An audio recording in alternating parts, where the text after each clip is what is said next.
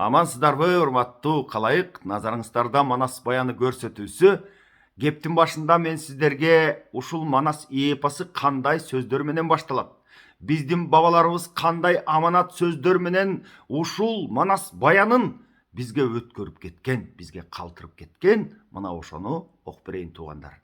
Анткенимдин себеби мына азыр ушул таптарда Манасты жалганга чыгарып, калпка чыгарып, биздин бабаларыбыздын даңкын тарыхтан чийгиси келген коом кандайдыр бир инсандар көбөйүп бараткансыйт.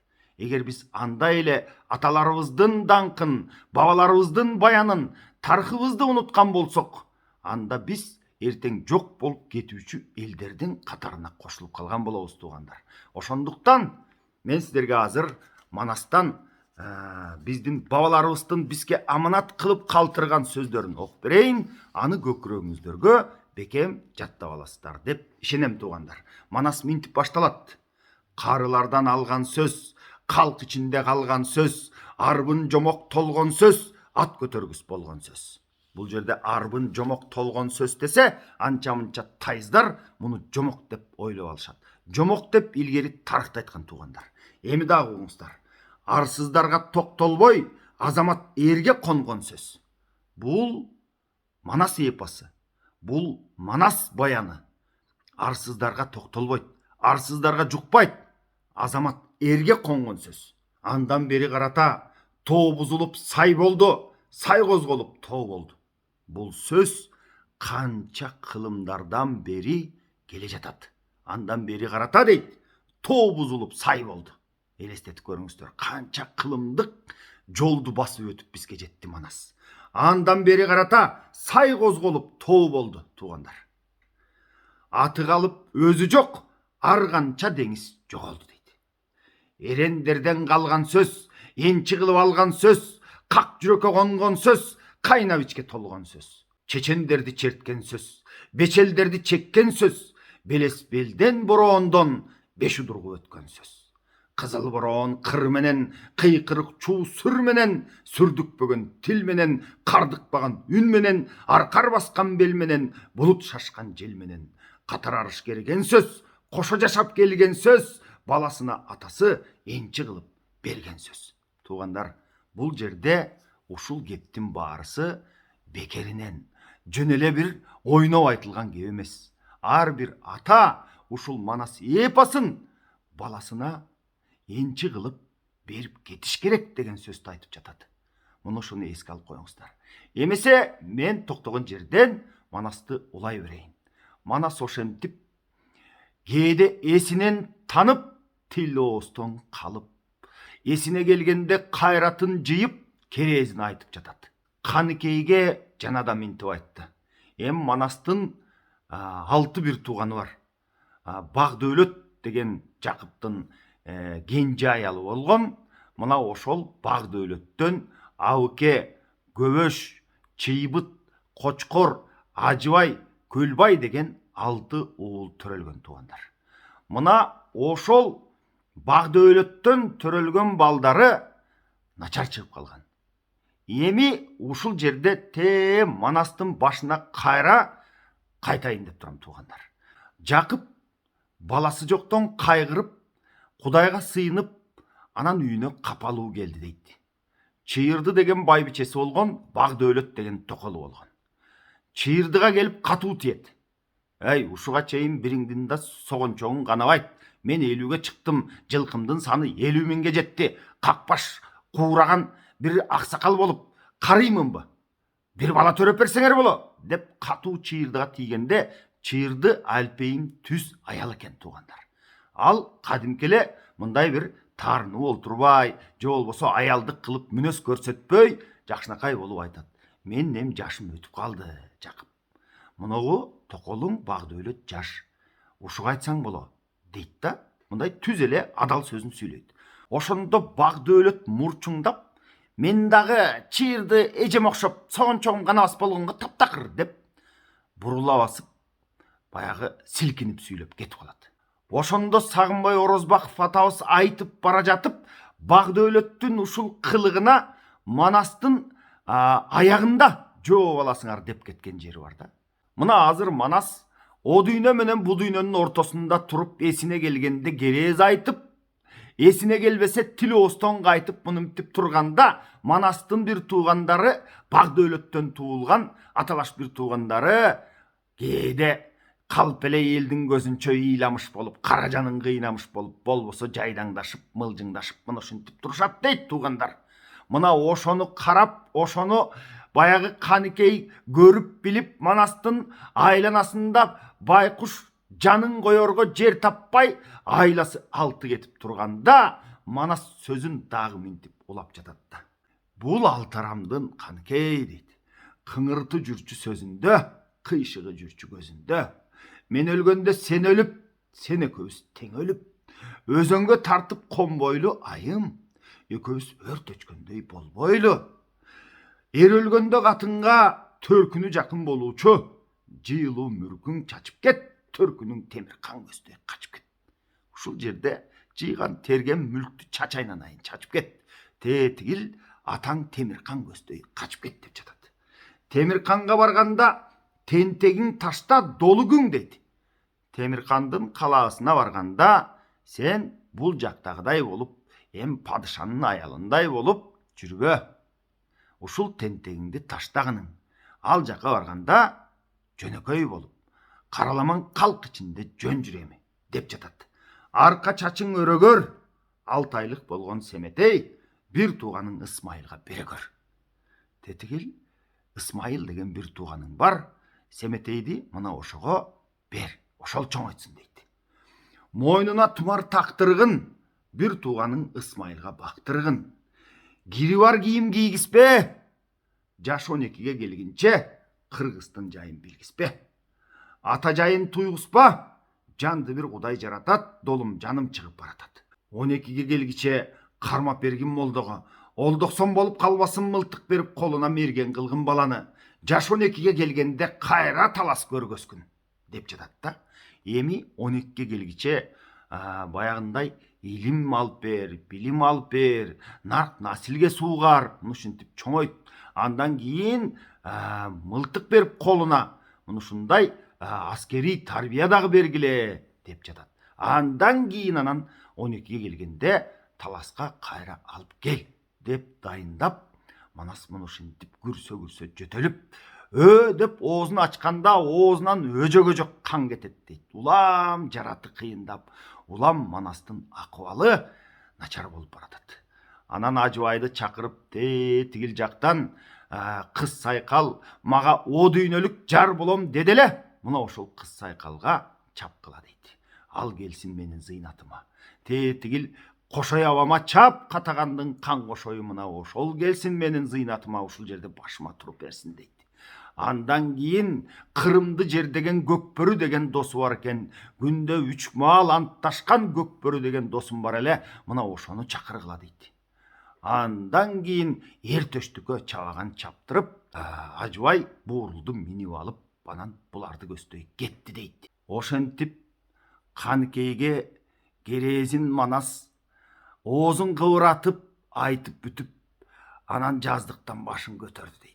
Жаздыктан башын көтөргөндө оозунан өжө-көжөк кан кетет улам-улам. Анан көзүн ачып, эки жагын аста караса, Бакай турат, көзүнөн жашы куюлган. Карашаар камбылын камаганда өлбөдүм, тетигил кангай менен Кытайды талаганда өлбөдүм деп, Бакай араң турат ыйлап. Анан Манас Бакайды акырын карап, Бакайга керезин айтып жатат. Абаке, Бакай ыйлаба. Акырет сапар баратам, менин аманат жаным кыйнаба. Жараткан буйрук кылган соң, жан алуучу периште 5 колун сунуп турган соң. Ажалы жеткен өлбөйбү, жараткан жазып койгонго пендеси кургур көнбөйбү. Киргизбейби каскан көр, батырбайбы каражар. Кайгырба, Бакай абакем, өзөн бойлоп конбой жүр аба. Манастын бардыгындай болбой жүр. Кан өлгөндө карыга уйкудан бөлөк жаны жок, төөдөн бөлөк малы жок. Топуюп белең курчанып, топко бузук салбай жүр. Падышаң Манас бардыгындай болбой жүр. Баатырым жыйын болсо барбай жүр. жиынға барғанда баяғы қу сақал бақай дебесін. Қу сақал сөз тұққанда құрдашың Манастағы жоқ, Бақайқан ошол күні өлбесін деп Манас Бақайға мындай керезін айтты. Андан көрі менің тетігіл екі төбем саға аманат. Ошоны қайтарып алыс бол бұлардан. Менің тетігіл ауке гөвөш, чыйбыт қочқор, ажыбай көлбай деген алтарам иним сенің қадырыңа жете албайт. Сенің ким екенің біле албайт, кеңешіңдің уга албайт, акылыңа муюп, сөзіңді туюп ментип саға бааңды бере албайт. Ошондуктан бул жерден алыс бол. Муну ушинтип Манас Бакайга керезин айтты. Кээде эсинен танып, тили ооздон калып, анан ментип жатты. Кээде өзүнө келип, айланасын карап, жаздыктан башын көтөрүп атты. Муну ушинтип ол дүйнө менен бу дүйнөнүн ортосунда чебелектеп атты.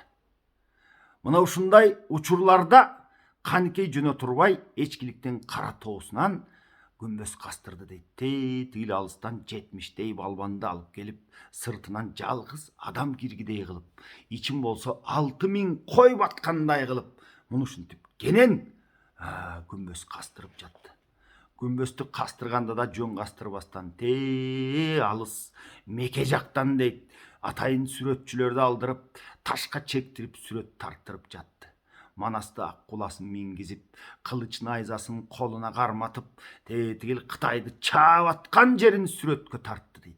Анын жанында кадимки эр чубакты тетигил айкырып, Кытайга кол салып, найза сунуп бараткан жерин сүрөткө тартты.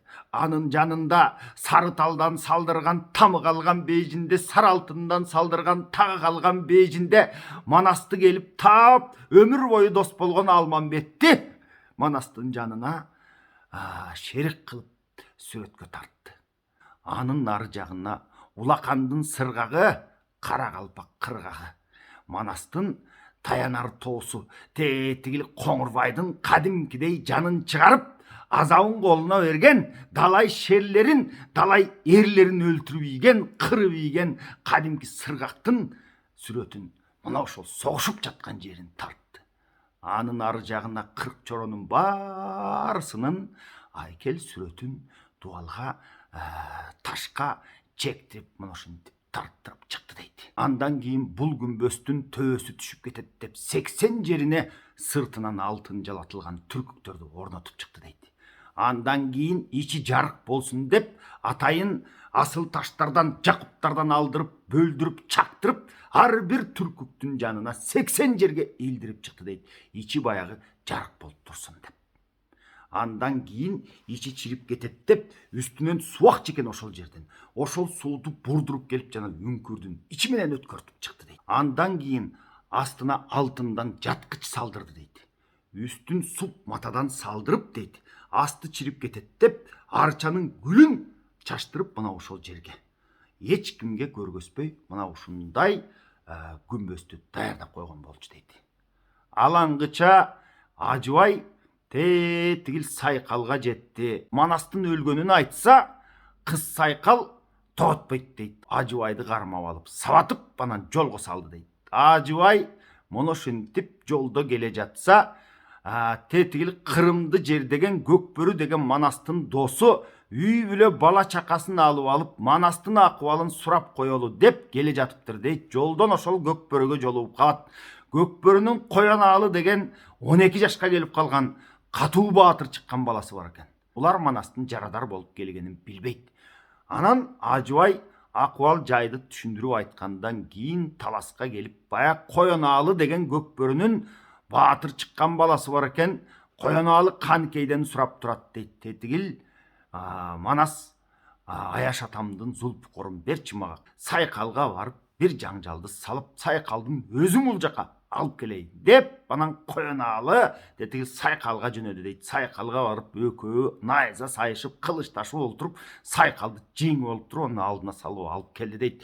Жолдо келе жатканда Кокон Ташкент Маргалаң тараптагы Кыркешен деген бар экен, мына ошол Кыркешендин баарын кууп келди дейт. Баяк Кыркешенге барса, манасыңа Куран окубайбыз биз. Манасың жаман экен, бизди коргоду, коконду чапты деп олтурат экен да. Ошондо тетиги коёналы жаштык кылып баяк кыркешенди кызыл камчы алып сабады дейт. Кандай эле барбайт экенсиң. Өзүң жөө барасың таласка деп кыркешендин баарын кырып жоюп айдап келди дейт. Тетигил жакта жанагы катагандын кан кошоюн дагы алып келди. Эр төштүктү дагы мына ушул коёналы кабар айтып, аларды алып таласка келди.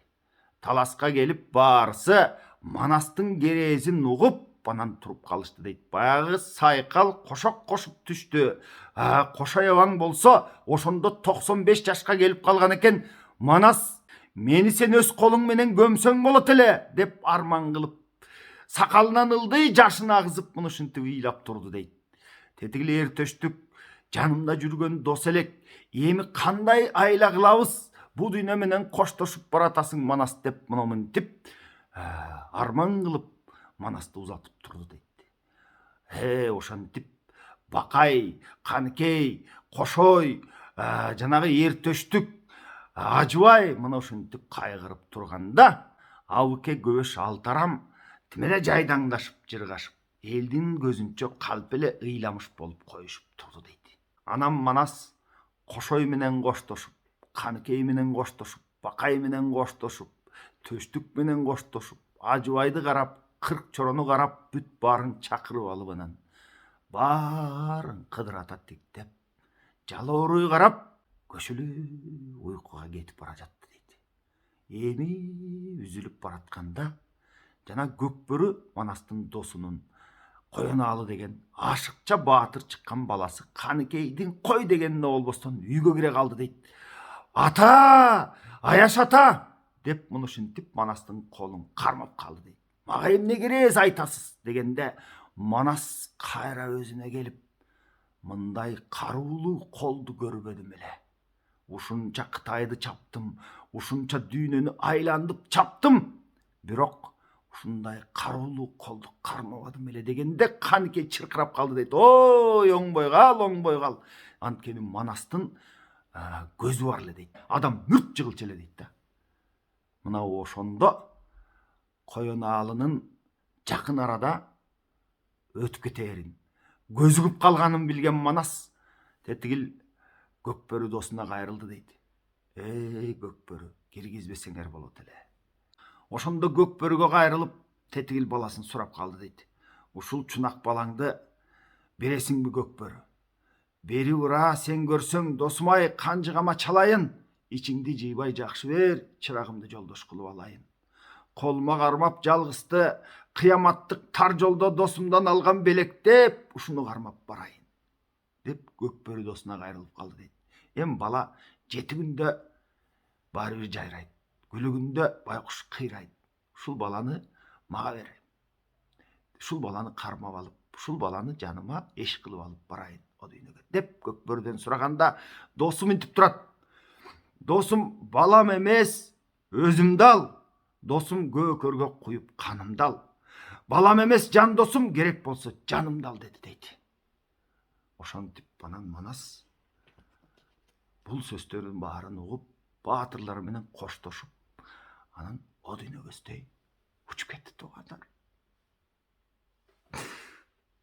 Баягы Манасты Каныкей жан адамга билгиспей Кошоябанын алдына келди дейт. Кошояба, үзүлүп кеттим улачы, чачылып кеттим жыйначы деп анан Кошой менен кеңешип, эч кимге көргөзбөй, Бакай, Кошой, жанагы Ажыбай болуп антташып, анан жанагы эчкиликтин кара тоого Каныкей кастырып койгон күмбөскө, мына ошол зоого алып барып Манасты коюп, ошол жерде зыйнатын кылып, Кудайдын колуна тапшырып, эшигин эч кимге билдирбес кылып жаптырып, мына ушинтип кайтышты дейт. Ал эми Бакай болсо теректен Манастын сөлөкөтүн чаптырып, килемге оротуп, мына ушинтип Манастын сөөг кылып таштады дейт. Анткени Манастын өзүнүн керези бар. Мен өлгөндө душманым дейт. Далай адамга колум тийген, далай адамга чапкам, далай адамдын канын төккөм. Анан мен өлгөндө душманым Мүрзөмдөн келип өлүктөн өчүм албасын. Баягы өлүгүмдү сыртка чыгарып сүйрөтүп салып даңгыттарга салбасын. Ошондуктан менин сөөгүмдү бир купуя жерге, эч ким барбас, эч ким көрбөс, эч ким билбес жерге көмгүлө деп Манас айтты эле. Мына ошол керезин аткарып, тетигил зоого алып барып коюп, сыртынан эч ким билбей турган кылып бекитип, андан кийин келип баягы бакай чапкан Манастын сөлөкөтү болгон теректи матага ороп, анын сыртынан килем менен уроп, анан кийин абыке көбөштөргө карматты дейт. Абыке көбөштөр өкүрүмүш этип, башка болмуш этип, баягы өлүктүн ээси болмуш этип анан алып барып коюп коюшту дейт. Мына ошентип Манастын ашын берелик эми кийинки жылда деп сүйлөшүп, Бакай, Кошой, Көкбөрү, тетиги Сайкал, мына ушулардын баарысынан өз элине таркап кетти дейт. Сайкал кандыгына жетип эле атасы менен көрүшүп жолдон, анан кандыгына жетип барып эле ошол түндөн чыкпай калды, өлүп кетти дейт. Бу дагы Манастын артынан кошо учуп кеткен экен. Анткени тирүүсүндө Манас экөөнүн ортосунда нике кыйылып, баягы Манаска о дүйнөдө жар болом деп ант берген экен.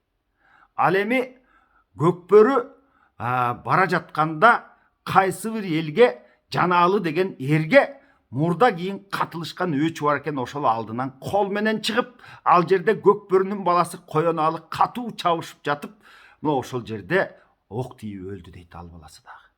Караса эле байкуш бала жансыз жатат. Аялы чыркырап калды, Көкбөрү чыркырап калды. Мына ошондо Көкбөрүнүн аялы кыз Сайкалдын эжеси болгон экен. Ошол айтып калды дейт. Эй, балаңа неге чыркырайсың? Манас досуң сурабады беле? Ошол Манас досуңа бербедиң беле? Эми балаң тетиги досуң менен о дүйнөгө кетти. Балаңа чыркырабак кайрат кыл деп, мына ушинтип баласына кайгырып, ал баласын алып өзүнүн мекенине жетти дейт. Ошентип тетигил жактан кыз Сайкал өлүп калып, тетигил жактан Коёнаалы өлүп калып, анан Бакай атаң төө кайтарып таласта жалгыз калып, Кошой абаң болсо 95ке чыгып карылыгы жетип калып, кийинки жылы Манастын ашын өткүзгөнгө чогулуп келе албай калышты дейт. Мына ушинтип Манастын биринчи бөлүгү аяктайт туугандар. Бул мен ушул көрсөтүүдө Сагынбай Орозбаков атабыздын, Саякбай Каралаев атабыздын, Жусуп Мамай аталарыбыздын вариантын колдонуп, кээ бир жерлерде Саякбай атабыздын вариантын өтүп, кээ бир жерлерде Жусуп Мамай атабыздын вариантын өтүп, анан негизинен Сагынбай Орозбаков атабыздын вариантында сиздерге бул Манас баянын айтып бердим туугандар. Колумдан келишинче айттым, канчалык жеткизип айттым, эми аракет кылдым туугандар. Баарыңыздарга жакшылык тилейм. Бар болуңуздар.